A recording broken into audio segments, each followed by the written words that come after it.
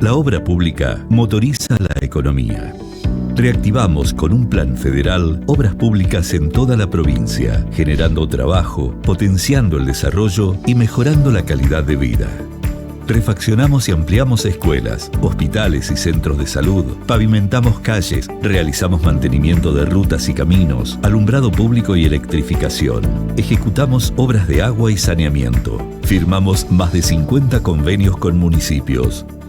Hacemos y gestionamos obras para que todos los salteños tengan las mismas oportunidades. Es nuestro compromiso y lo estamos cumpliendo. Gobierno de Salta. Gobierno presente.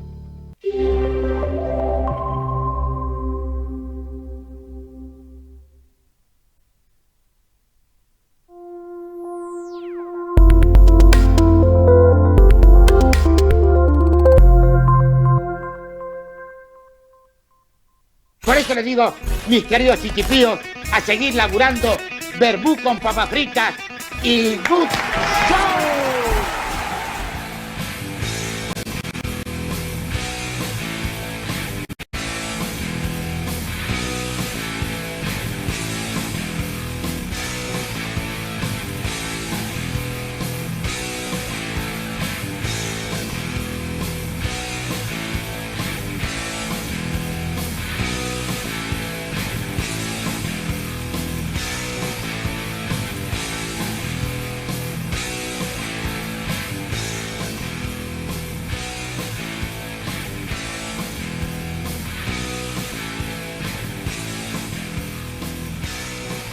Hola, ¿qué tal? Buenas tardes. Mi nombre es Sergio Vargas y te doy la bienvenida a un nuevo programa de Vermut con papa frita. La verdad que una tarde calurosa, 31 grados la temperatura, tenemos una mesa de invitados importantes, así que ya nomás le paso la posta a la conductora natural, a la creadora de este programa, a Vanessa López. ¿Qué tal, Vanessa? Buenas tardes.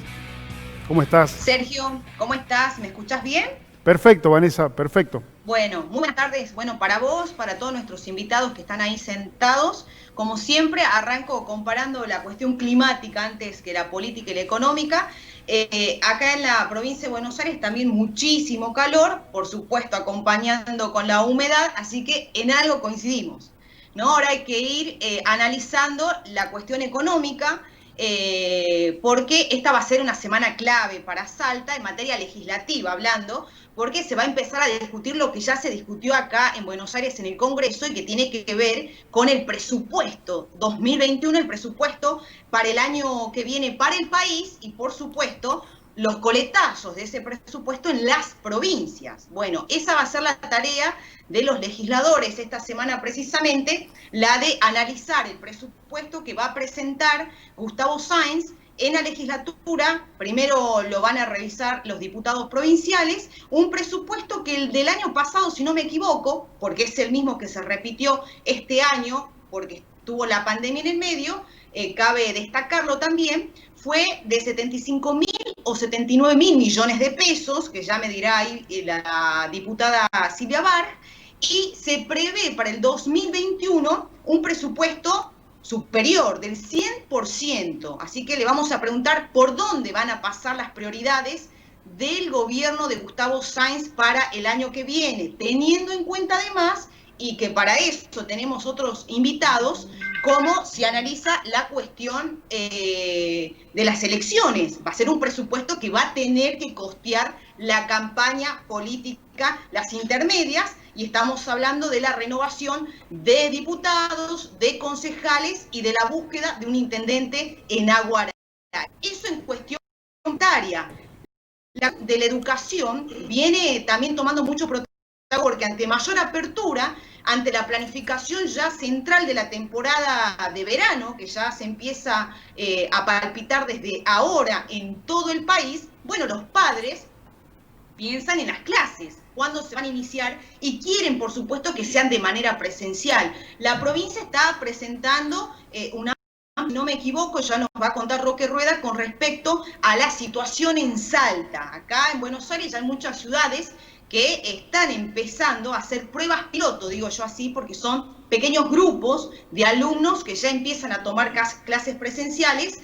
En algunos casos se dieron contagios de COVID, en otros no. Bueno, ¿cómo va a ser la implementación y cuál es la intención real que tiene hoy Canepa para la provincia de Salta? Bueno, muchos temas centrales. Hoy un día feriado, estamos en vivo, le cuento a toda la audiencia que nos está viendo por Facebook y que también nos van a ver por todas las señales. Estamos saliendo por Cable Express, por Canal 29 de Cable Express, por Canal 8 de Salta Cable Color, en el norte con Nortevisión Satelital, en el interior de la provincia también. Así que todas las vías de comunicación también en la pantalla para que empiecen a mandar su mensaje. Y si te parece, Sergio, yo voy a ir con la primera pregunta que le voy a hacer ahí al amigo Paganetti, al Colo Paganetti. Él estuvo como funcionario, fue defensor del consumidor, estuvo en el ente regulador, es abogado y está involucrado, por supuesto, siempre a la política con su opinión. Y quiero saber qué piensa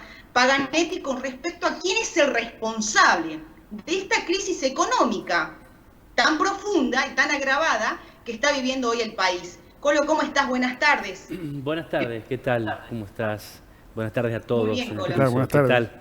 Bueno, la opinión mía sobre este tipo de responsabilidad recae sin duda alguna en diferentes factores. No podemos, me parece a mí que no podemos individualizar o no podemos adjudicar una sola causa a esta crisis, ¿no? En principio las crisis económicas son responsables del gobierno. Lo que sucede es que en este caso todos los gobiernos del mundo han tenido un adicional, que es nada más y nada menos que la pandemia en la que estamos atravesando, que seguramente ha venido a profundizar la crisis, ¿no? Pero una cuestión, me parece a mí, que se puede diferenciar es la cuarentena, que es la administración que hacen todos los gobiernos frente a esta pandemia, que eso sí es responsabilidad de los gobiernos, ¿no? Creo que la pandemia vino a modificar un montón de cosas a todo nivel, por supuesto, y sin duda esto ameritaba y amerita mayor responsabilidad de los gobiernos. Me parece que oportunamente deberán rendir cuentas, ¿no? de cómo fue esa administración de cuarentena. Me imagino que todos los gobiernos los deberán hacer. A mayor responsabilidad, mayor control debería haber. Pero me parece que no ha quedado nadie sin que sea afectado por esta pandemia, ¿no? Y la crisis se ha por supuesto, ha tocado todas las áreas, hablando de los gobiernos, hablando de la política. Me parece que hay que empezar a pensar en nuevos paradigmas en todas las áreas de la política, de gobierno y demás, ¿no? No creo que volvamos a estar como antes. Hay que construir un nuevo futuro en base a cosas nuevas, ¿no? Me parece a mí que esto va a tiempo salir, sin duda alguna, y me parece que tiene que eliminarse de alguna manera la intensidad de la grieta que vemos en todo el gobierno, porque salir de estos tipos de problemas que son estructurales y muy grandes, entonces, mientras veamos que a nivel nacional se pelean, me parece que esta unión de todos los argentinos para salir adelante debe darse cuanto antes, ¿no? El antagonismo en política, el debate, la discusión es bueno y es sano hasta un cierto punto, ¿no? Pero va a ser duro, me parece que va a ser duro desde el punto de vista del consumidor, lo veo yo. La verdad que se van a venir seguramente tiempos muy difíciles. De igual manera sigue primando la lógica amigo-enemigo en la política, ¿no? Es muy difícil salir de esa grieta que y bueno, lamentablemente, son las cosas difíciles son las que llevan a buenos resultados cuando se las encara racionalidad, y ya nos hemos dado, sino solamente unos pocos. Me parece que en Salta también van a tener que empezar a cambiar cosas, algunos paradigmas, ¿no? que están en la actividad partidaria, que no solo personalmente, no actividad política partidaria, parece que van a los responsables finalmente a toda esta situación nos lleva. Sí, Vanessa. ahí le pregunto a la Bar cómo le va, gracias por estar ahí, porque además feriado, usted ve a los retos de esta gran crisis económica que atraviesa el país. Hola Vanessa, ¿cómo está? La Muy verdad bien. es que este tiene muchas. Indudablemente, la pandemia tiene mucho que ver. También tiene que ver la concepción política de gobierno de que enfrentarla. En primer lugar, metido a una cuarentena antes de tiempo, lo que hay en los momentos más difíciles de la pandemia, la gente ha perdido el miedo a la enfermedad, haya dejado de cuidarse y los casos han disparado en todo de la manera en que lo hicieron. Eso ha llevado al tanto de muchísimas empresas, ha llevado al que también de pequeños y medianas empresas que daban al turismo interno, hablar del ha pues que las aerolíneas, empresas de transporte, etcétera, etcétera. Lo único que se es poner a funcionar infinita. Hoy estamos, dijiste al comienzo, con la necesidad de que haga un presupuesto 100 veces más del que hicimos el año pasado. 50.000 pesos, empezar a analizar la Comisión de Hacienda probablemente miércoles o jueves entre a la Cámara porque no ha llegado el presupuesto. Decimos que la gran parte del dinero va a estar destinada a obra pública, esa obra pública realizada totalmente en este año de pandemia, porque solo este año se han atendido de manera urgente las cuestiones sanitarias. Dejamos de lado el tema de que realmente no soy experta, pero sé de las consecuencias que han tenido chicos con este de enseñanza que ha llegado a todos. Nosotros tenemos una dispar, una con distintas comunidades, con distintas realidades, y obviamente tecnología es de acceso fácil, más o menos en el interior. Así que en este tenemos que ver que este el año que viene destinado sobre todo activación actividades para que pueda volver a consejo, porque al contrario no es tan fácil, la gente tiene que trabajar, necesita volver a actividad al menos cuasi normal.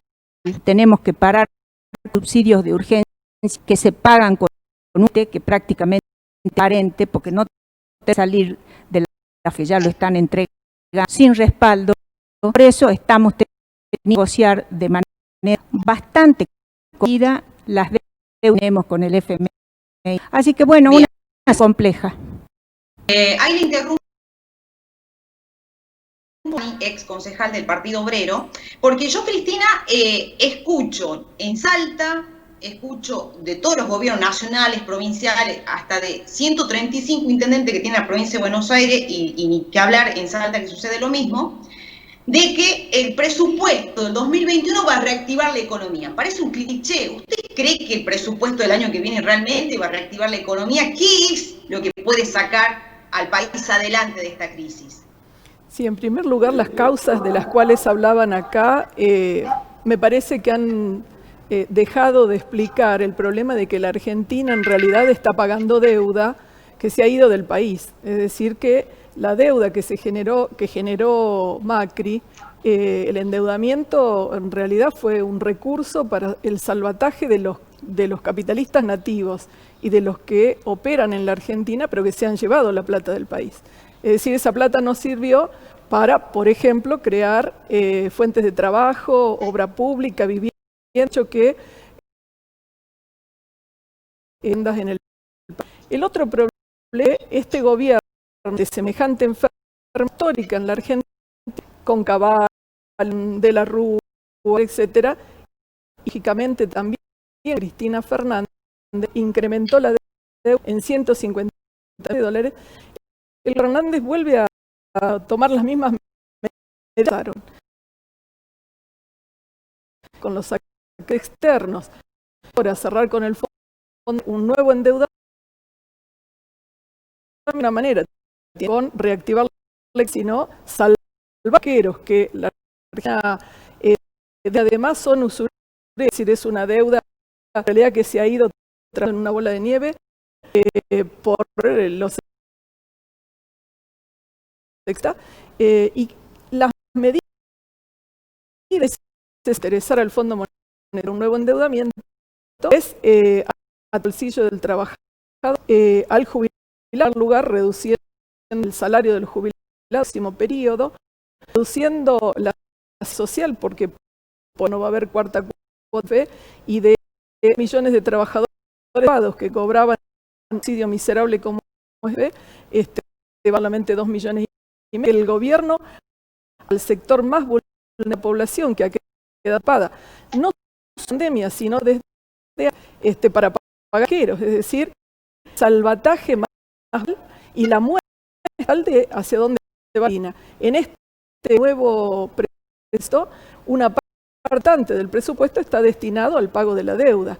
Luego de las reducciones de las que estaba hablando, vamos a tener inversión en obra pública.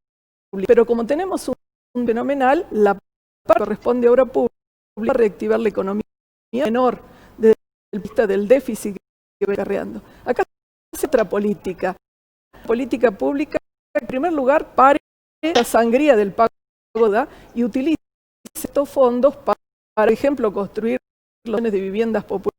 Falta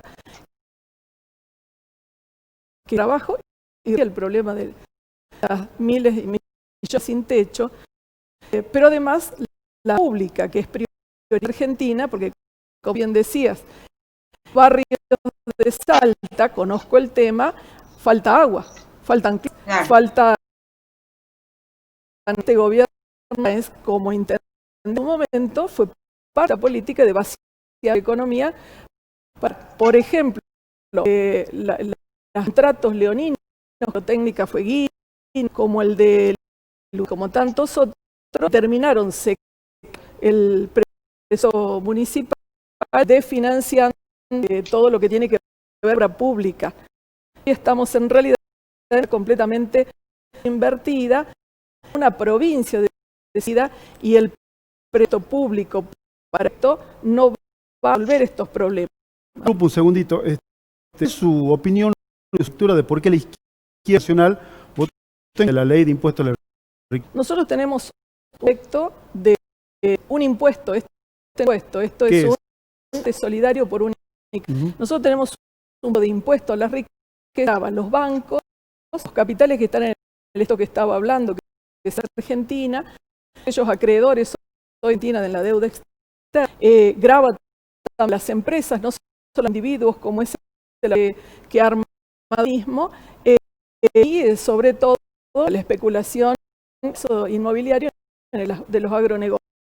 Nosotros, el proyecto que nos planteamos, 20.000 millones de dólares presupuestados, el proyecto del kirchnerismo de 2.000 millones de dólares. Si usted ve que entre el primer trimestre Hernández pagó 4.000 millones de dólares, Macri llevar a los banqueros, que esto es mostrarle a la población que algo en el que está saqueando a seguir pagando. La izquierda no se sí. Sí, le interrumpo. ¿Quién está la concejala Geroa, la ex del Frente de Todos? Yo lo que interpreto el análisis que hace Fofani es que tanto Macri como el kirchnerismo es lo mismo, porque está afectando a los sectores más vulnerables de la sociedad, ¿no? ¿Cómo estás, Ligüez, y cuál es tu opinión al respecto? Hola, Vane. Muchas gracias por la opción. Que bueno, disentimos esta postura que ha sido repudiada por la sociedad, negativo de obrero a nivel nacional con el apoyo a las grandes fortunas. Esto vino a solicitar a aquellos sectores no enriquecidos que ha hecho el resto de la ciudadanía en el país y en nuestra que es ser ellos en época de pandemia, ¿no? Si algo trata justamente más todas las cosas negativas que están planteando, justamente la sociedad se fue organizando en pos de consumo, se han hecho colectarias y lo que se pidió con esto es que esos sectores, los más beneficiados en Argentina, puedan, ¿no? Yo creo que esto es una postura errada. Vimos justamente con el obrero, no esta votación, sino visiones que se tienen de la manejo, ¿no? Creo que Fernández ha salvado a pesar de que en muchos sectores no han sido y no tanto, muchas acciones en realidad viendo, ¿no? Al Macri en el Partido Obrero, han militado todos los meses la cuarentena, no estaban en cuarentena, hoy contra de las vacunas, así que vemos la sociedad, ¿no? Que si en contra, que palos en la rueda, queremos que recapaciten y la salud, ¿no? De los salteños y los argentinos. Ahí está, Roca. Quiero saber de qué, Roque, ¿cómo estás? Buenas tardes. ¿De lo que dice el IWE que hay anticuarentenas o de lo que defienden la cuarentena en su momento? Perdona, voy a interrumpir un segundito. Disculpe, Roque, no es verdad, dice el IWE. Nosotros nos en contra de kirchnerista, nosotros estuvimos porque queremos discutir un verdadero impuesto. Es falso lo que dice de que en realidad no somos en contra de la cuarentena. Nosotros hemos en el polo obrero más de 10.000 con exigir que la cuarentena, pero para todos esos que para poder comer, esos sectores necesitan un subsidio que nuevamente el gobierno uso. Es decir, lejos de lo que hace el MAC, cambiemos con el cual tan mezclar, nos hemos defendido que los trabajadores se puedan quedar en la, pero sin morir. Bien. Roque. Perdón. Quédate en el medio de la Roque. Está perfecto, pero ya he interrumpido parte, voy a hablar que no me han preguntado. Ya que somos clientes. No, quiero ser breve, antes de hablar de la anticuarentena, lo que es antifalsión absoluta. En todo caso, es un tema específico. ¿Alguna vez habría ya a pensar? Hay una frase bíblica muy linda, por sus frutos los veis. Entonces, los frutos de estos discursos de estos anticapital, discursos anti-empresa, de estos anti-riqueza, han ayudado a la persona de cursos, al final, han servido a nuestro generar riqueza, por antes de distribuirla, hay que darla. Nosotros somos una máquina de destruir la posibilidad de generar, porque creemos que la riqueza del Estado no la va a generar el Estado. A veces se habla, demoniza por ser rico, sin saber si el rico es un buen empresario que hace crecer a su empresa y a sus empleados. No demoniza a los mercados y se dice a los banqueros y se dice vamos a ir a gravar el interés, digamos la renta financiera, y al grabar la renta financiera va a haber menos crédito y va a haber menos generación de cuestiones económicas. Entonces, yo la verdad que no me considero un súper liberal ni un súper de derecha económica ni nada. Realmente creo que ya hay que discutir para ver si nos hechos los resultados. Porque tenemos años y años y años de decadencia y años y años y años del mismo discurso. Tampoco han dado buen resultado los poquitos años que han tenido el discurso contrario, eso también hay que reconocerlo. Pero algún día tenemos que ya sincerarnos y decir, a ver, un capitalismo moderno nos sirve, cómo lo hacemos, estamos ahogando constantemente la posibilidad. La ex concejal Fofani, Cristina, decía hace un rato, hablaba de la falta de acceso a la vivienda, que es realmente un flagelo, absolutamente así. Al mercado no se le permite al empresario que quiere desarrollar hacer las cosas consonables para poder poner tierra a disposición público, van a poder sortear eso y no van a nunca, porque no tienen para resolver el no lo va a resolver nunca. Y vamos a estar hablando pregunta hice muy Por supuesto.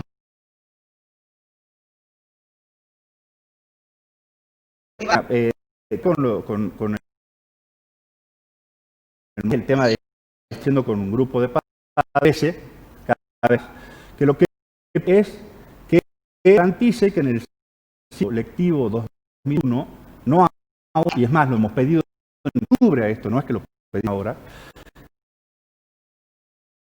esencialidad razonable a una presencia con todos los recursos. Esto es, sabemos para que son la mayoría con vocación y con ganas de brindar su servicio, ha sido el triple de trabajo y se han desesperado por los resultados. Nosotros no solo vemos es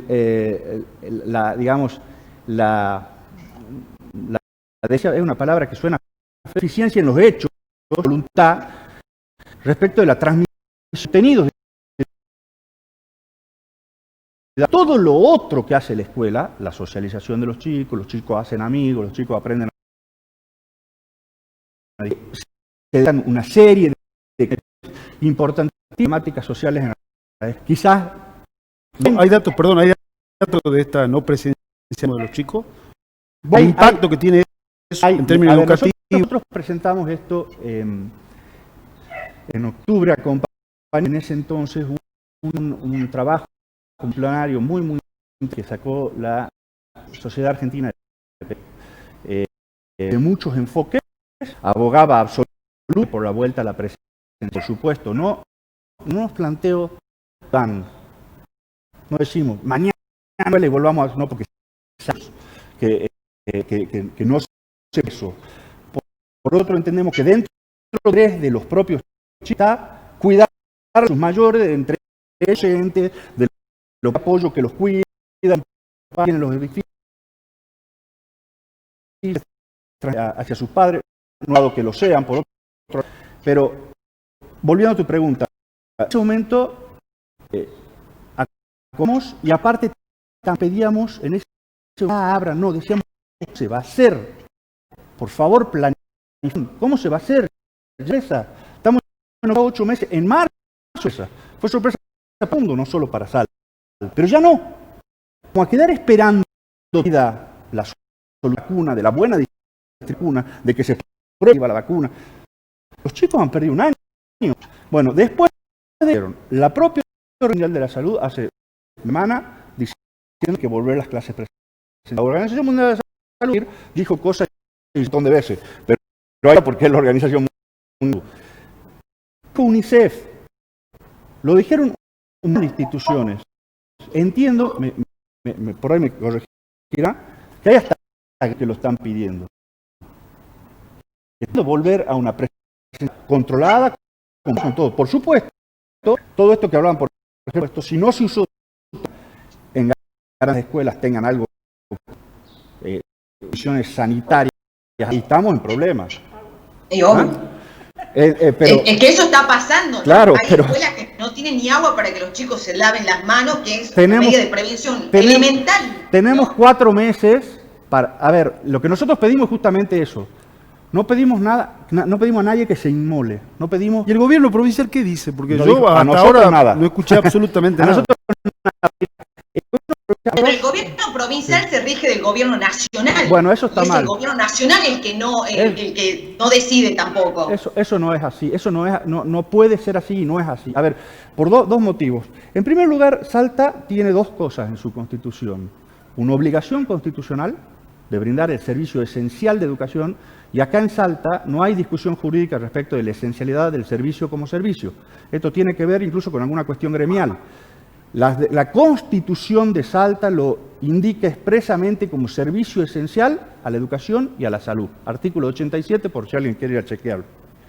Por otro lado, tiene que ver con...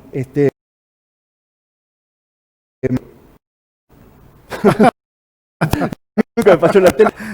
La verdad es que lo que pedimos es planificación y que... Ah, no, ya está, ya sé qué era. Tiene 2 cosas, tiene obligación y tiene autonomía constitucional. El gobierno de la provincia ha venido indirectamente, porque tampoco nunca lo he escuchado yo a sentarse al ministro de Educación y hablar algo. Ese es el problema. Si el escuda. Sí, ahí tengo creo que un problema el micrófono de Roque, porque como está ansioso y nervioso, se toca la cabeza y el micrófono todo el tiempo, y que se lo corrijan. Mientras se lo corrigen, y ahí lo interrumpo a Roque, le pregunto a Daniel Pagani, porque recién la concejal Igüe dijo que el gobierno de Fernández salvó vidas, y acá recibo mensaje de la gente que está mandando al 387-457-9048, dicen, ¿Fernández realmente salvó vidas? Somos sexto en el mundo en contagiados y fallecidos y con la cuarentena más larga del mundo. ¿Vos qué pensás, Daniel?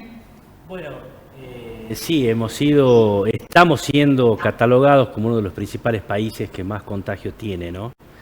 Eso es como consecuencia no solamente de la pandemia, lógicamente, eso es como consecuencia de la administración. De la gestión de la gestión de la cuarentena. Claro.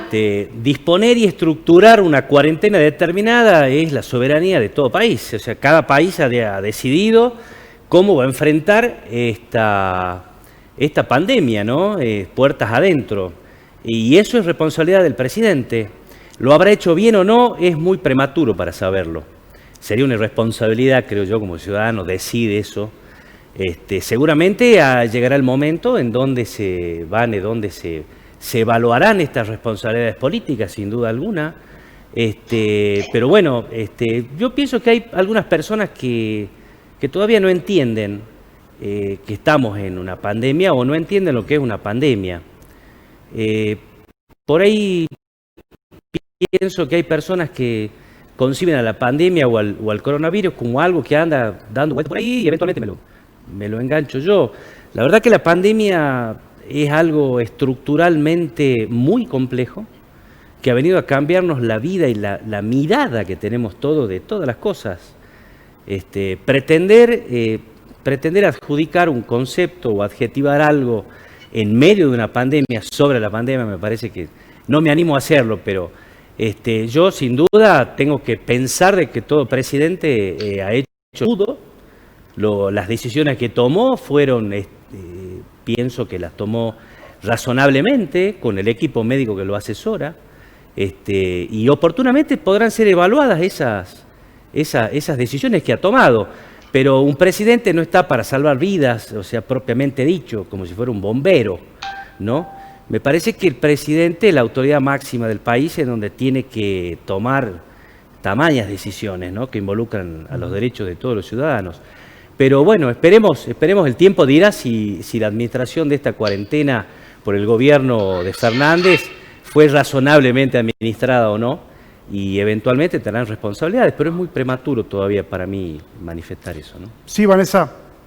Yo quiero saber además, para el Colo sobre todo, porque se actuó muy rápido para empezar a salvar la economía del país con la temporada de verano, protocolo ya en los lugares donde se va a salir a veranear, pero en esto, Roque, le doy la derecha en que los protocolos para volver a clase fueron mucho más lentos, pero para volver a la economía y a la temporada de verano, repito, porque se pone mucho énfasis desde ese lugar, se lo hizo muy rápido, como que se priorizó la economía por sobre la educación también. La verdad que es muy difícil, eso lo debería responder las autoridades que tomaron estas decisiones. Pero bueno, yo entiendo lo que plantea Roque, es un tema muy, muy, muy importante.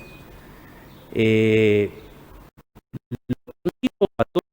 la educación en todo esto como nos tiene que conmover a todos, porque la educación todos los años siempre es lo mismo, siempre escuchamos los mismos discursos, los políticos siempre dicen lo mismo, o sea, lindas intenciones y buenas promesas, ¿no? Una cosa son las promesas políticas y otra cosa son en los hechos, cuando empiezan a gobernar y qué es lo que pasa. Puntualmente, el tema de la educación tiene que ir más allá. La pandemia, a mi entender, nos da una oportunidad a todos para darnos cuenta que verdaderamente necesitamos, no nosotros, necesitamos poner en foco, no la educación. No, tenemos que poner el menor, los niños, decimos defender. Hay derechos. Tenemos una plataforma importantísima en Argentina en materia legislativa que protegen a los menores. Ni hablar de legislación internacional, ¿no? no hace falta que nadie declare que un niño es prioridad para un Estado o para un gobierno. Me parece que si desaprovechamos esta oportunidad, uno de los caminos para salir de toda esta crisis también tiene mucha vinculación con la educación. Así que tiene mucha importancia. A nivel nacional he visto que el presupuesto a educación no lo he visto completo, ni mucho menos, pero he visto los índices que se van a presupuestar para la educación, por ejemplo, el 1, y pico del PBI, mientras que las políticas, por ejemplo, de género tienen el triple de presupuesto. Esto me parece un mensaje muy malo, ¿no? Me parece un mensaje muy malo en el presupuesto porque significa que no va a haber políticas públicas que vayan a modificar a la educación o a las políticas de educación en el primer año post pandemia, que es cuando tiene que venir todo nuevo. Me parece que si no ponemos el niño en el centro de protección, que como especialista en daños que soy, me animo a decir que el daño a los menores está sucediendo y tenemos que tener las máximas de las prudencias para tomar decisiones que involucren la vida de los niños el año que viene. Solo de los niños. Tenemos que empezar a pensar de que nos tenemos que dejar de pelear los grandes por estos temas. Los niños no conocen de estas grietas, de estas diferencias.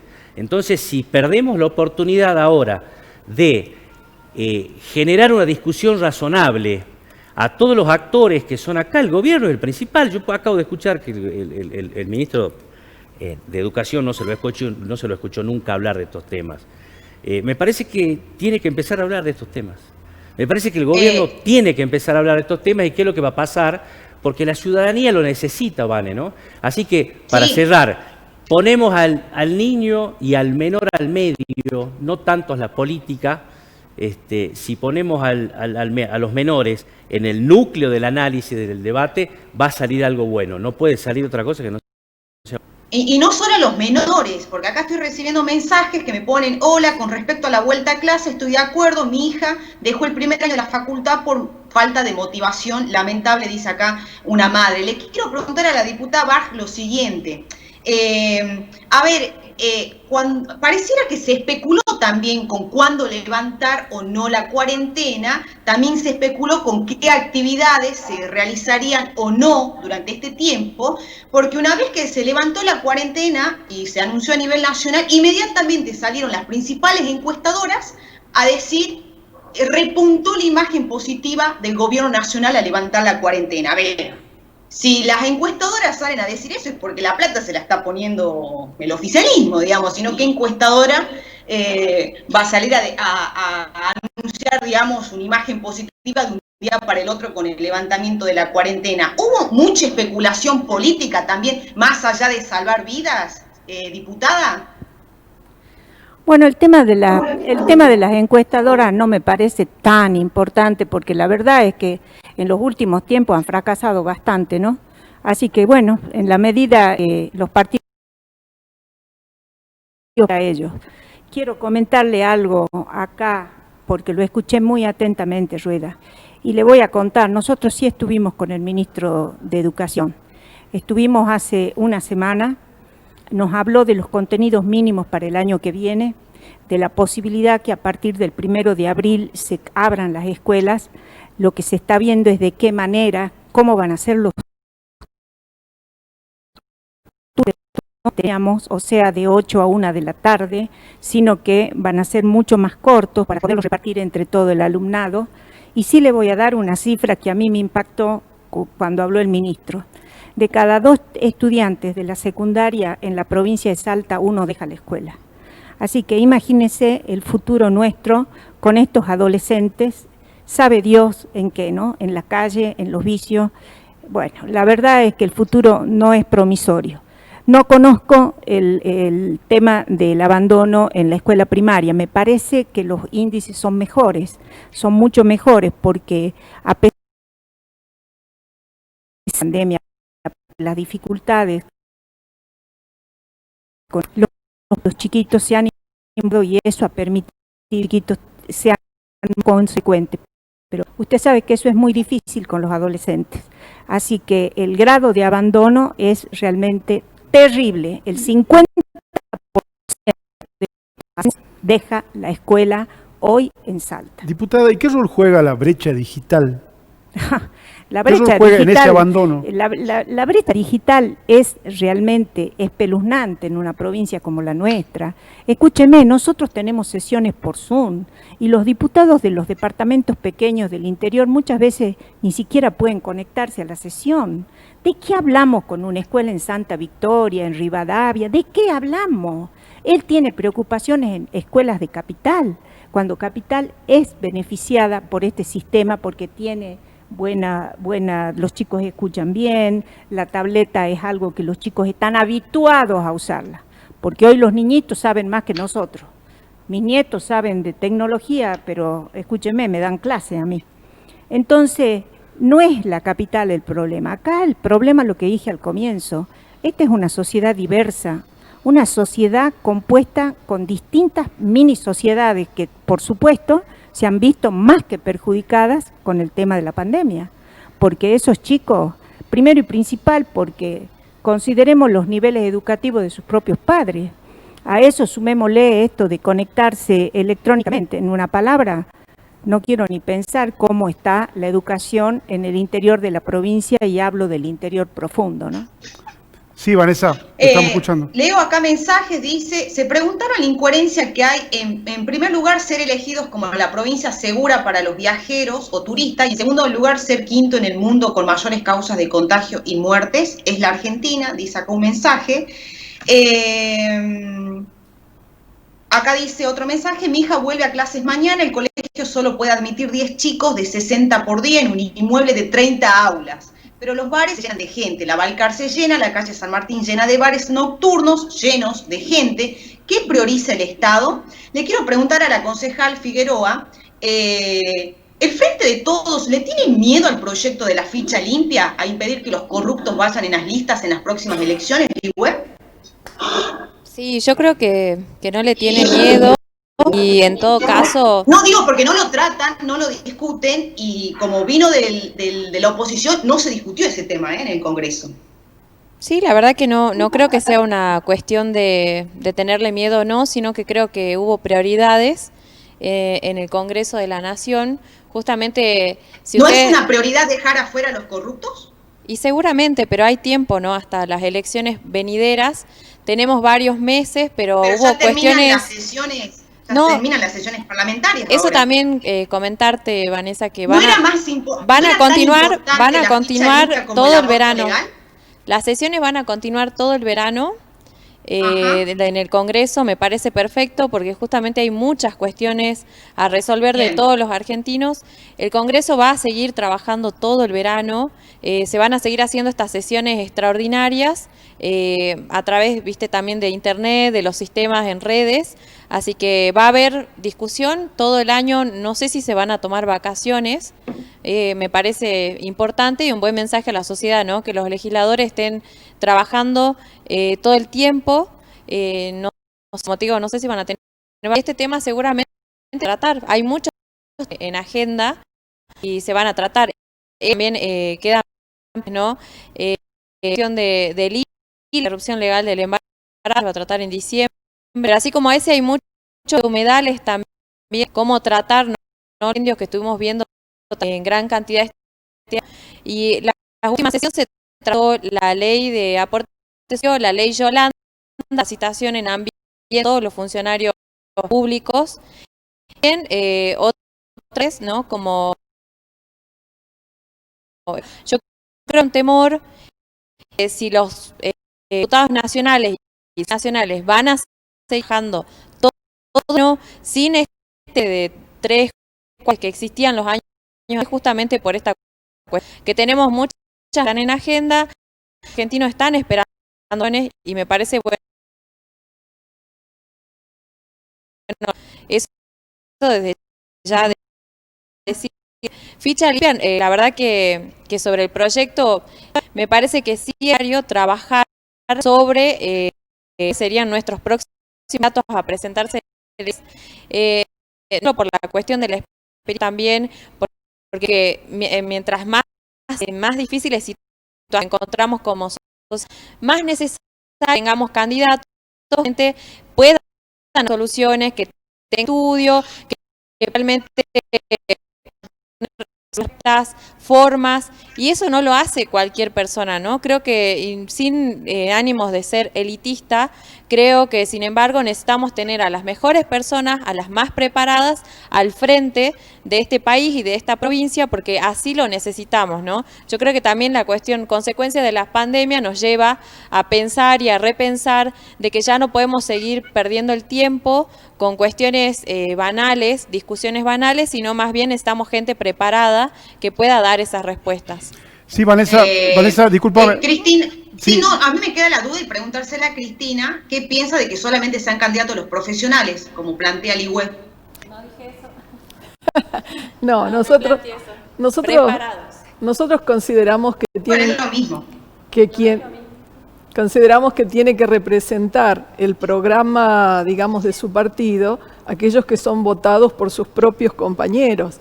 Por eso tampoco no estuvimos nunca a favor de las PASO, porque es la forma en que el Estado se inmiscuye, además de que es cara y es una encuesta cara, como se dice, se inmiscuye en la vida de los partidos. No, el problema de quién representa, digamos, una idea y un programa ante los ojos de la población es patrimonio de ese mismo partido, de esa misma corriente. Así nosotros lo hacemos, así lo vemos. Y además nosotros votamos un programa y votamos a nuestros compañeros a mano alzada. Muchos de ellos son obreros, son trabajadores que vienen de una gran experiencia interviniendo en las luchas justamente porque, digamos, se los reconoce a partir de ese compromiso político con ese programa. La otra cuestión, yo más me interesaba, me preocupa todo este tema de la educación que recién hablaban. Sí. Lo que dijo el ministro en ese momento cuando estuvo reunido con los diputados es que solamente el 20% de los estudiantes de primaria se conectan o se conectaron en este periodo y el 30% de secundaria. Entonces acá lo que se está escamoteando es el problema de que la conectividad no es solamente una antena o no, digamos, para poder conectarse en una zona, sino falta de dispositivos de los jóvenes y de los niños. Nosotros militamos en los barrios y nuestros compañeros tienen 5 hijos y un solo teléfono y algunos ni siquiera tienen internet, la mayoría no tiene internet, no tiene wifi en la casa y los dispositivos son muy básicos. Es decir que, y tampoco tienen tablet y no tienen computadoras, muy poca gente tiene computadora. Es decir que es muy difícil conectarse y por lo tanto el problema de la vuelta, digamos, en primer lugar, si todos esos jóvenes y esos niños perdieron los contenidos, sí, efectivamente. Pero el problema es cómo se recuperan. ¿Cómo se recuperan? Tiene que ver con que el Estado haga o ponga el presupuesto necesario como para que haya docentes que recuperen a los niños. En todo este periodo seguramente vamos a tener, hay un montón de docentes desocupados, podrían hacerlo y vamos a tener una gran cantidad de padres solicitando, bueno, ¿cómo hacemos para recuperar los niños para comenzar? Vamos a ver qué.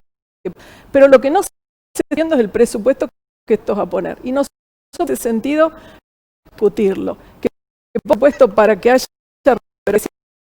y no esta que está queriendo Canepa de mandar a las casas de los, en donde en terciario una jovería puede estar capacitada. El problema es que en un barrio entrar con mucha situación digamos difícil y además se va con el coronavirus. El problema de los recuperadores, escuelas que tengan estructura necesaria, conectividad, puesto para que haya dispositivos para familias y obviamente esto requiere el problema social, requiere el tratamiento social. Acá la gente va a comer, tratamos el problema social. Sí, me quedé enganchado con la ficha limpia. Acá estoy con 2 abogados, prestigiosos abogados, que me den su opinión. Haya ficha limpia, justicia limpia, ¿les parece? Porque personajes como Romero, que tiene 8 denuncias, el senador de Rosario Lerma, que fue encarcelado, denunciado, y se presenta como candidato de vuelta. Me parece que ahí caería en saco roto esa ficha limpia si no apuntamos a la justicia a democratizar el ámbito judicial. No sé qué opinan ustedes. Ficha limpia, todo el movimiento ciudadano que nació por allá en agosto del 2018 en Buenos Aires. Un licenciado se llama Gastón Marra, que fue el que inició una petición en change.org, trayendo el ejemplo de Brasil, que fue un proyecto que puso Lula da Silva en su país, que ficha limpia en realidad lo que persigue es inhabilitar a personas para cargos electivos que tengan antecedentes penales, ¿no? Lo más importante de ficha limpia, pienso yo, esto es muy personal el concepto, me parece que es un mensaje importante a los gobiernos, ¿no? Un mensaje importante, ¿por qué? Porque actualmente hay 370.000 ciudadanos que han suscrito en la página de change.org ficha limpia y cada vez va subiendo más. Esos ciudadanos es la voz del pueblo, en definitiva, que en estos momentos está regándose en todas las provincias, ¿no? La primera provincia fue Chubut, Mendoza tiene media sanción, Salta tiene media sanción, Córdoba también está por hacer lo propio. Hay diferentes provincias, creo que cerca de 10 provincias que están ya introduciendo el proyecto de ficha limpia, cada una con sus particularidades, ¿no? Lo importante de esto es que la ciudadanía le está diciendo a los gobiernos, a los partidos políticos, a los actores políticos en una sociedad, queremos candidatos que no tengan antecedentes penales, lo cual es un pedido, no un pedido descabellado, es un pedido que le hemos perdido el adjetivo de normal. Claro. Debería ser algo normal que haya gente honesta, que no haya gente condenada en cargos electivos públicos.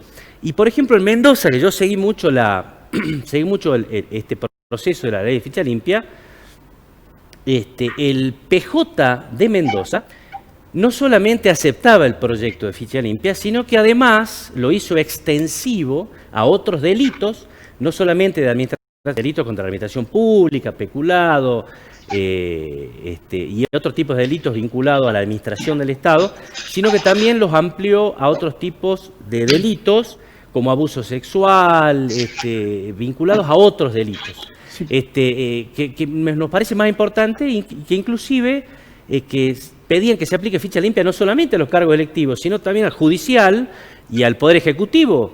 ¿Quién puede decir que no? Es decir, perdón, son nuevos planteos que los gobiernos lo van a tener que tomar. Hay cierta resistencia, ¿no? Y la resistencia de este proyecto de ficha limpia habla por sí misma. Quienes se oponen a esto, que es más una inhabilidad electoral y no un juzgamiento o un quebrantamiento del principio de inocencia penal, esto es una cuestión electoral. Electoralmente se inhabilita a personas que tengan antecedentes penales. Un bombero, cuando quiere ir a ser, una persona que quiere ser bombero, que quiere ir a pedir un trabajo común a cualquier lugar, que quiere desempeñar cualquier tipo de actividad, Certificado de buena. Imagínense, los ciudadanos, les digo, ¿cómo no vamos a tener derecho los ciudadanos a que nuestros representantes sean personas honestas, de alguna manera, que no hayan estado incursos en delitos penales? Me parece algo muy lógico y que el país necesita con suma urgencia. Sí, doctor, ¿usted qué opina? No, a ver, el doctor Paganetti se ve que lo tiene mucho más estudiado que yo al asunto. Sí, a mí, salvo solamente algún matiz justamente porque ya lo he expuesto excelentemente bien y yo a las dudas que a uno pudiera surgirle en algún caso. En primer lugar, si son condenados o son personas con procesamientos o son personas. ¿Acá funcionaría o no la ficha limpia? Eso es lo que yo quiero que usted me diga como conoce la justicia. Volviendo a tu pregunta, claro, bueno, claro, que no esté condenado porque alguien no sabemos significa que sea honesto. Que hay jueces que tienen la tarjetita de la persona que lo puso. Claro. En ese lugar. Ver, eso es así. Eso es así. Digamos, es claro, justicia limpia es requisito previo para que pueda funcionar algo como la ficha limpia. En dos sentidos. No, en los culpables que siguen inocentes por los siglos de los siglos, sino en los inocentes que pueden llegar a ser culpables para inhabilitarlos para la política. Que ese es otro posible problema constitucional. Pues esa es una de las dificultades, quizás parezca una sutileza, buscarle un matiz pero podría llegar a ser mal usado también, ¿no? Una forma de proscribir. Eso requiere un serio, profundo, y para hacerlo bien. También me llama la atención, pero en realidad no estoy planteando dudas más que respuestas. Los delitos contra la administración pública generalmente tienen una condena y una inhabilitación para ocupar cargos públicos, con lo cual ya no podrían presentarse como candidatos igual. Entonces, tiene una serie de matices para mí para estudiar. Es una muy buena idea, por supuesto, pero yo quizá, como última reflexión, me gustaría decir que hay una cosa que en inglés se dice self-restraint, que es autosujeción, autorrestricción. Eso no existe. Esto es algo que no existe en nuestra vida. Y en nuestra vida política, el propio partido también tendría que tener sus propios mecanismos para saber quién llega a un cargo, ¿no? Por eso también hay que exigírselo no por ley, hay que exigírselo votando, hay que exigírselo reclamando, hay que exigírselo denunciando. Hay personas que llegan a cargos o a candidaturas que son una vergüenza para su propio partido, pero porque tienen eventualmente los contactos con la cúpula, la camarilla del partido, pueden estar ahí. Y por eso es el tema por ahí que el tema de las PASO también es un tema. Porque cuando una camarilla se agarra de un partido, pone sus candidatos y no abre ningún tipo de posibilidad de que alguien desafíe.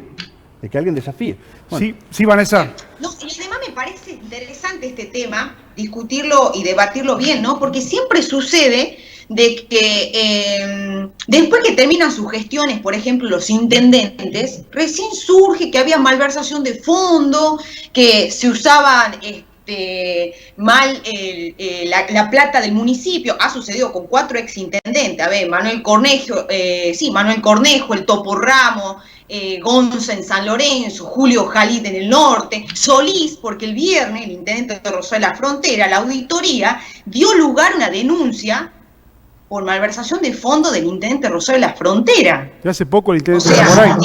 Mientras están en gestión, nunca existe la investigación, es siempre cuando ya son exintendentes. Y el Topo Ramos además es senador, ¿no? Pero lo que voy, la ficha limpia llega tarde también, ¿no? La investigación y la justicia también llega tarde ahí. La auditoría llega tarde. En algunos casos ni siquiera se produce. Por ejemplo, Romero se robó las 90 hectáreas de la ciénaga y después de 10 años del proceso quedó, declarado impune por la justicia por falta de mérito. Es decir, que la justicia en realidad de ninguna manera es independiente del poder político. Romero es senador y no tiene, las causas siguen abiertas sin ningún problema. Quiere decir que la ficha limpia no es ninguna garantía. Nosotros en ese sentido lo hemos denunciado en el tratamiento que se hizo acá en la Cámara de Diputados. Hemos visto, por ejemplo, el intendente de Pocitos, que estuvo incluso preso y su municipio estuvo intervenido porque en un momento estuvo denunciado como parte de la trata de mujeres en Salta, porque se lo encontró en un boliche en donde había mujeres secuestradas. Y después el propio que lo llevó, hizo la intervención, lo llevó a cuenta. Quiere decir que el problema es cómo les votos a esas de las que hablaba. Hizo Gustavo Sáenz de Aguaray. Exacto. Ya lo involucrado de los caños. Bueno, Gustavo Sáenz llegó a ser gobernador. Pararon a la justicia provincial para no poner quillo de los acusados, porque su intendencia con una investigación sobre los fondos, sobre los en la obra pública, doble facturación y un manejo de asociación con la con Aguas del Norte. Sin embargo, lo corta de atrás para que diga todo el. Pero vos sabés que alguien que hace doble factura pasa por distintas hasta llegar al. Entonces estaba no solamente Gaucho, todo el andamiaje económico de Enda. ¿Por qué esa de todo ese económico no fue puesto en los acusados. Ahora la justicia provincial y así pudo ser gobernador Sáenz. Ahí le interrumpo, Cristina, porque ya lo tengo en comunicación. Es unos minutos, le pido a nuestros invitados, al ex secretario de Comercio Interior del gobierno nacional kirchnerista, a Guillermo Moreno. Los saludo, espero que me escuche ahí bien, siempre apelando a la tecnología. Guillermo, ¿cómo le va? Buenas tardes. Sergio Vargas y Vanessa López los saludan. ¿Qué tal? ¿Cómo estás? Gracias por el llamado. Igual te corrijo solamente un tema. Yo fui secretario de Comercio de un gobierno peronista, ¿está bien? Bien. Ustedes lo llaman kirchnerista, no sé por qué, pero bueno, nosotros somos peronistas, ¿está claro? Peronistas de Perón, bien. Peronista, lógicamente, de la doctrina del general Juan Domingo Perón, que la encontró y la ocultó en el seno de su pueblo. Lo de kirchnerista, a mí Kirchner me decía, Moreno nos llama kirchnerista cuando nos quieren bajar el precio, pero yo no creo que sea tu intención bajarnos el precio, así que claro. Yo te digo lo que somos peronistas, orgullosamente peronistas. Guillermo, ¿cómo ve al país y cómo ve al gobierno de Alberto Fernández? Muy mal. El gobierno de Alberto Fernández es un gobierno de concepción socialdemócrata, claramente no es un gobierno peronista, y como los gobiernos socialdemócratas que hemos tenido, como el de Alfonsino, de la Rúa, lo que anda mal termina mal. ¿Vamos mal entonces y va a terminar mal este gobierno? Sí, no hay ninguna duda, es un gobierno que si no cambia es un fracaso rotundo. Rotundo, no un fracaso más o menos, es un fracaso rotundo. Los únicos que pueden dar respuesta a esta Argentina es un gobierno peronista, que este no es. Por lo tanto, el que mal anda, mal acaba. Guillermo, ¿dónde empezaron sus diferencias con estos dirigentes del kirchnerismo? Perdón, no sé, sabés que esto es medio bajo el retorno mío, qué sé yo, no sé. Bien, le pregunto, ¿cuándo empezaron sus diferencias más fuertes con este gobierno? Desde el momento que lo eligió Cristina, yo dije que había elegido el peor. Ese mismo sábado lo dije. Cristina se equivocó, lamentablemente de las opciones que tenía eligió el peor. Y encima una metodología dentro del Partido Justicialista que no es la que habíamos acordado. Habíamos acordado que iba a haber una PASO competitiva. Para que hubiese una PASO competitiva tenía que haber un reglamento electoral que lo permitiera. Esto es que desde el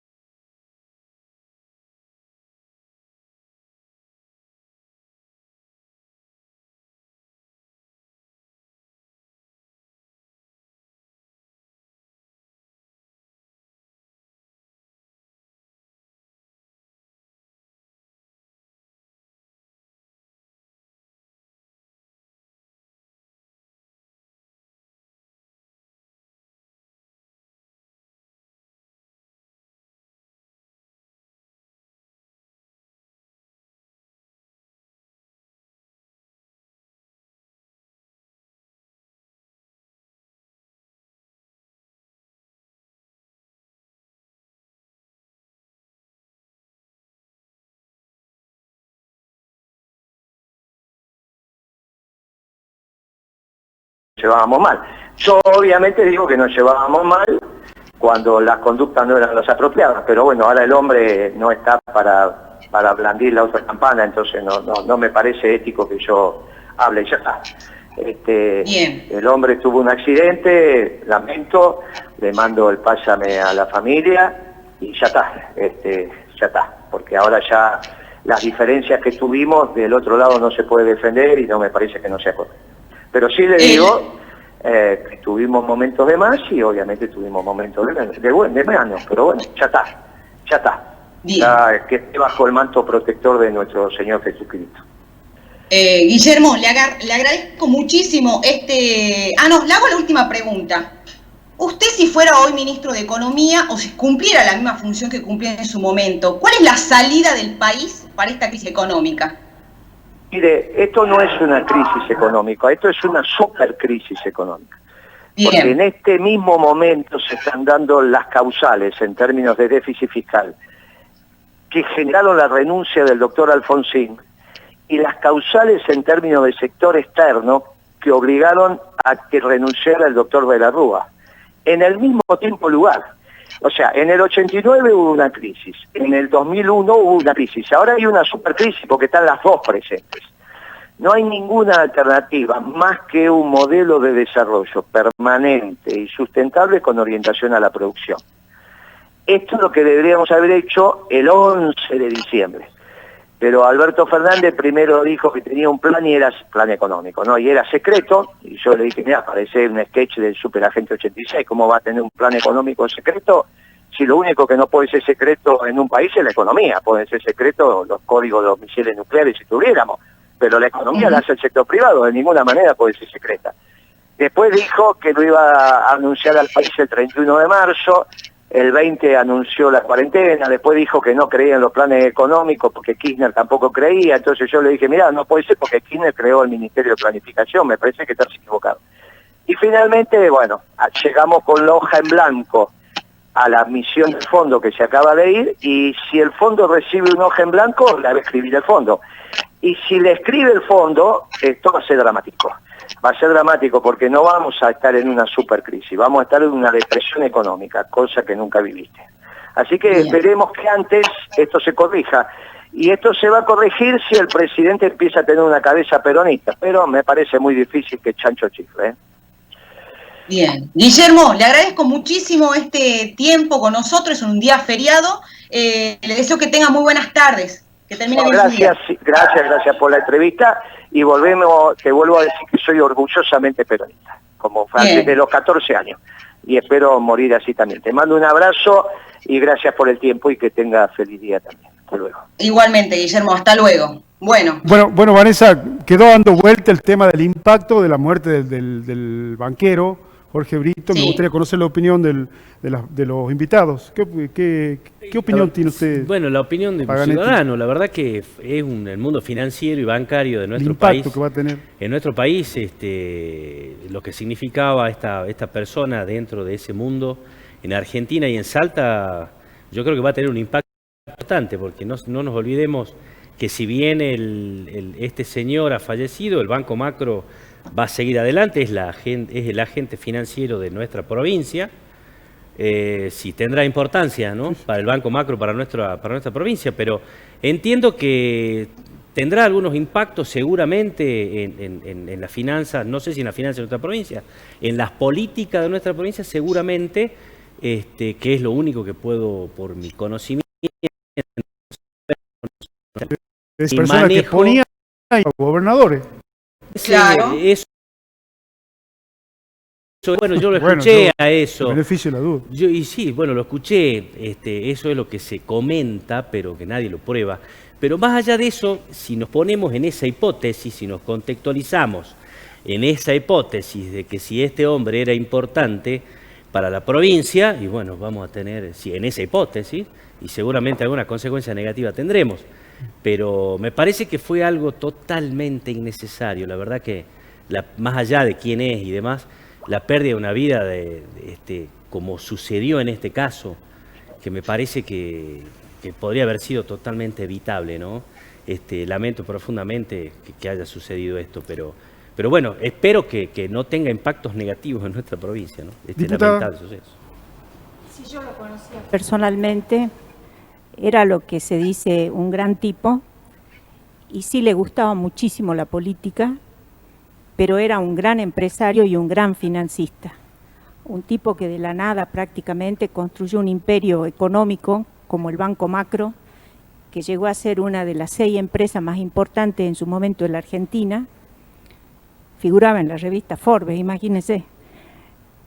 Y la verdad que la muerte inútil, porque realmente fue un accidente evitable, como decía acá el señor, nos pone en la pérdida de alguien que era muy valioso en cuanto a que el Banco Macro obviamente es el instrumento financiero de la provincia de Salta. Pero también tengo la certeza de que no va a pasar, digamos, nada en ese terreno por cuanto es una sociedad anónima el Banco Macro, y más allá de las condiciones de Brito, está un equipo, está todavía ese equipo poderoso, incluido su cuñado, manejando el Banco Macro y las otras empresas, porque tenía muchos emprendimientos, incluso emprendimientos agropecuarios acá en la zona de Anta, que eran realmente lo que a él más le gustaba, fíjese, a él le gustaban mucho los negocios. Así que se dedicaba personalmente a eso, al punto tal que estaba yendo a Anta en el momento en que ocurrió el accidente. Por lo tanto, yo quiero ser positiva, quiero creer de que, como es una sociedad anónima, va a continuar funcionando y el banco va a seguir siendo la entidad financiera más importante de la provincia de Salta, porque obviamente maneja los recursos provinciales, ¿no? Los recursos con los que se pagan los sueldos del Poder Ejecutivo, Judicial y Legislativo, o sea, maneja una cantidad importantísima de dinero en la provincia y tiene mucho que ver también con el desarrollo privado. Sí, no sé, Roque, Cristina. La verdad que lo mío va a ser muy breve, como toda muerte en un accidente tan trágico es lamentable. También, por lo que se ha dicho acá, pero nada más que por eso, a mí me gustaría que Salta no se arrende de ningún banco ni de ningún empresario en caso de que lo fuera. Obviamente tiene que seguir funcionando y si deja de funcionar el Banco Macro tendrá que dejar de ser el agente financiero de la provincia. La diputada dijo que sociedad anónima no es tan anónima esa sociedad, ¿no? Yo conozco un par de Bueno, socios. esas es otras cosas. Romero, por ejemplo. Bueno, otras cosas que se dicen, yo no tengo cómo probarlas, digamos, ni tengo pruebas, pero bueno, vuelvo a decir lo primero que dije. En caso de que seamos rehenes de un banco, ojalá dejemos de serlo. En caso que seamos rehenes de algunos empresarios o algunos empresarios testaferros de otros personajes, ojalá dejemos de serlo. Pero no tengo nada más para decir, digamos. Señor Vargas, le quiero contestar un minutito al doctor. El tema con el Banco Macro con respecto a los dineros de la provincia es a través de un convenio. Claro, sí. Y ese convenio estará vigente hasta el 2025. Claro. Sí, por eso, perdón, una cosita. Yo lo que dije es, si llegara a ser que la muerte de una persona muy lamentable como tal produce un descalabro del funcionamiento del banco como agente financiero de la provincia, no es la provincia, es una empresa privada que tiene un convenio que debe cumplirlo. Eso es lo que dije. Sí, Cristina. Más allá de la cuestión humana que lógicamente afecta a su familia y a los amigos, nosotros consideramos que Brito representa el carácter de la burguesía amazona, no de la nada, a la diputada, asociado a todos los gobiernos de dictadura para acá. Como Macri. Exactamente como Macri y como Romero. En el caso de Brito, en su fortuna con la gestión financiera en un dinero de esas cuentas que había del N2 de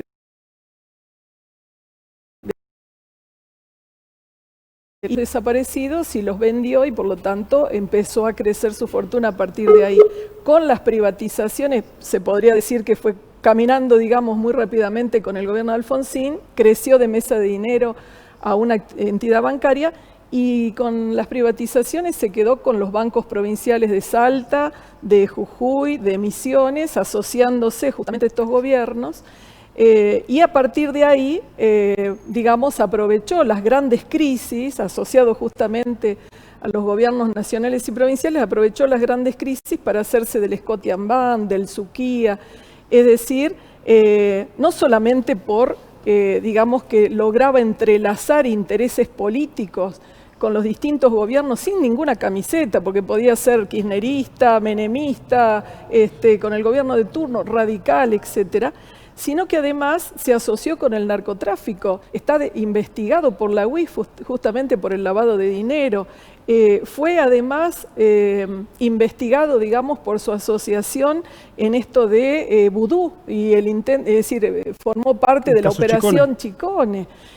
Por eso tuvo que dejar de ser presidente del Banco Macro y lo puso al hijo, y ahora cuando falleció era el expresidente. Y la peor de todas, es que desde hace muchos años viene gestionando los fondos públicos de la provincia.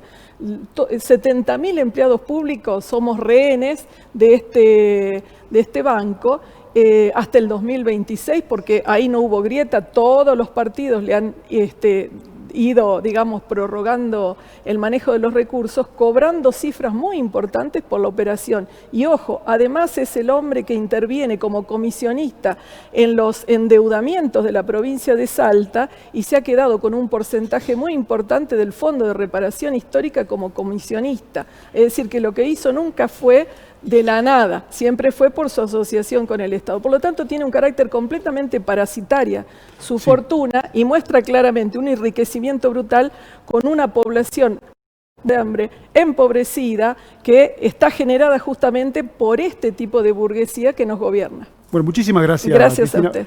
No quería terminar el programa sin preguntarle a Ligüe. Ligüe, dentro del Frente de Todos hubo una gran diáspora de dirigentes, ¿no?, que no compartían la conducción, en este caso el Partido de la Victoria, dentro de ese frente que compitió en las últimas elecciones. Entiendo que con la aparición, con la emergencia de Alcira Figueroa, se está conformando otro espacio. ¿Me puede comentar de qué se trata? Sí, se está conformando un espacio que se llama Nosotros, que tiene que ver con una concepción originaria también, como lo fue su juramento, ¿no?, cuando juró por los pueblos originarios. En Salta estamos tratando de que el Frente de Todos vuelva a convocar a muchas personas que han estado un poco decepcionadas, desilusionadas, incluso mujeres también, que nos parece fundamental para este año que viene, ¿no?, las políticas de género. Como bien lo mencionaron, el presupuesto que va a venir para el año que viene es enorme en temática de género. Creo que es precioso no tan solo para mujeres, sino para todas las familias, y porque detrás de cada hay una familia, un hogar, y hay niños y niñas. Así que bueno, bajar, ¿no?, en estas cuestiones políticas de género, justamente este año que se va, el 2020, con un prorrogado, este va a ser el primer puesto, el 21, que va a ser un que sea voto, que sea planificado el gobierno nacional. La verdad que expectativas, al contrario, no regresó en realmente se lee que el presupuesto nacional incluye políticas de género como ningún gobierno en nuestra historia. ¿Está ahí, Vanessa? Sí, estoy acá. Hacer dos preguntas cortitas. Tenemos 3 minutos. Dos. Ligüe, sos la hija de la diputada nacional Alcira Figueroa, ¿no?, nacional, que lo reemplazó a mí. ¿Vos vas a ser candidata el año que viene? Que es una cuestión que no he tenido, y la verdad que es muy también la situación, ¿no?, que yo fui consciente de que mi diputada nacional es una militante de toda, es una cuestión que como familia, este hecho de ver a la política como de transformación, estas cuestiones definidas, y creo que esta en este programa tiene que ver cómo discutir hacia el interior de los partidos, quiénes los candidatos. Creo que uno de los grandes que vamos a tener para el año, ¿no? Así que seguramente el oso ni se va a 6 años como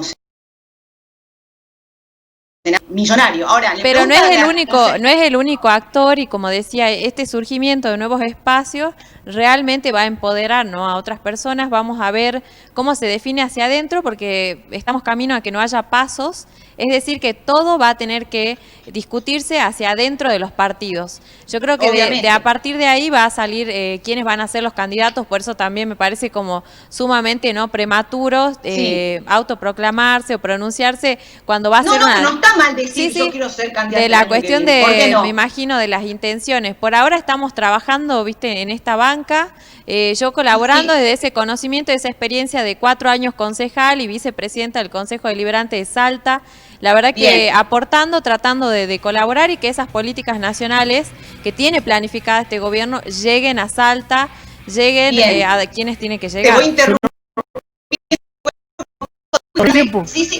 Sí, no, pero quiero preguntarle a Cristina, porque se chupó todo el tiempo el Igüe, rápidamente, ¿va a ser candidato usted, Cristina?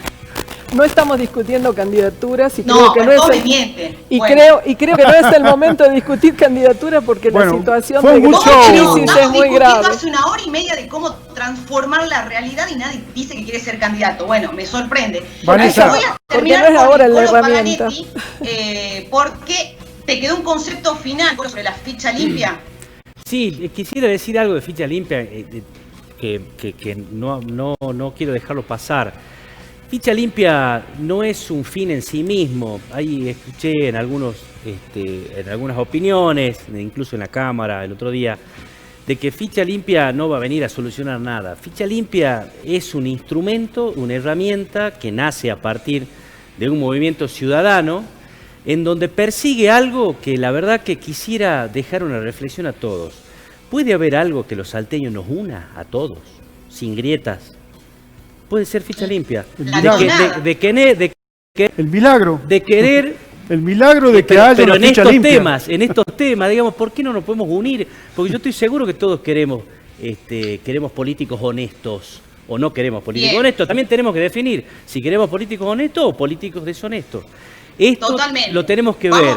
Lo tenemos que ver, que esto nos une a nosotros y que no es un fin en sí mismo, sino que es el principio de un cambio que lo impone la ciudadanía hacia un mensaje al gobierno. Y también es un mensaje a la justicia, como vos bien dijiste. La justicia tiene que trabajar para que haya ficha limpia. En principio blanqueando los sueldos. Vanessa, la verdad, un programa espectacular. Me encantó el programa de hoy. Me quedo, le voy a comentar la próxima, me chicañó Guillermo Moreno, ¿no? Con lo del radicalismo. Tenía razón, el compañero Moreno, tenía razón. No, pero no me achiqué, me quedo tranquila, no me achiqué. Bueno, gracias a todos los que están sentados ahí por acompañarnos hoy. Un abrazo grande y nos vemos la semana que viene.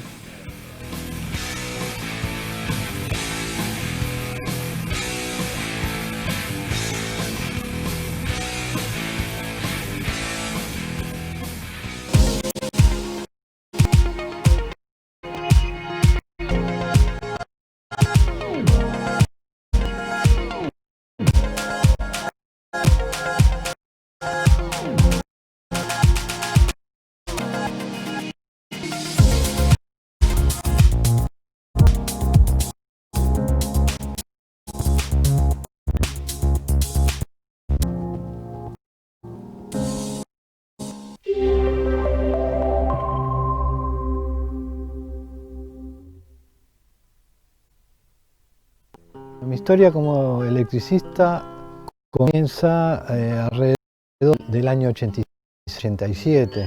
Vivía al día. A mi trabajo como electricista 10 horas le dedicaba.